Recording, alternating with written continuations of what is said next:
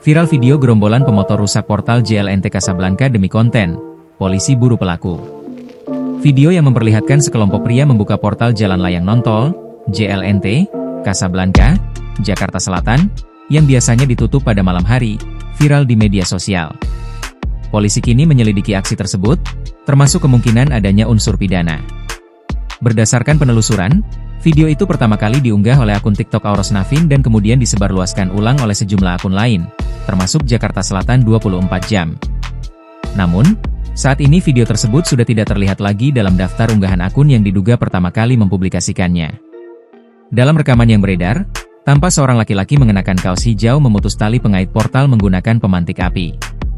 Setelah portal terbuka, sekelompok pengendara sepeda motor langsung memasuki jalan layang tersebut.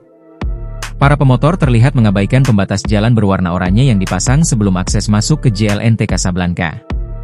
Sebagian besar sepeda motor juga tampak tidak menggunakan plat tanda nomor kendaraan bermotor, TNKB. Menanggapi peristiwa itu, Direktur Lalu Lintas Polda Metro Jaya Kombes Komarudin mengatakan polisi telah memantau video tersebut dan tengah melakukan pendalaman. Sudah monitor, sedang didalami dan diidentifikasi kelompok pengendara tersebut, kata Komarudin saat dihubungi, Senin, 23 Februari 2026.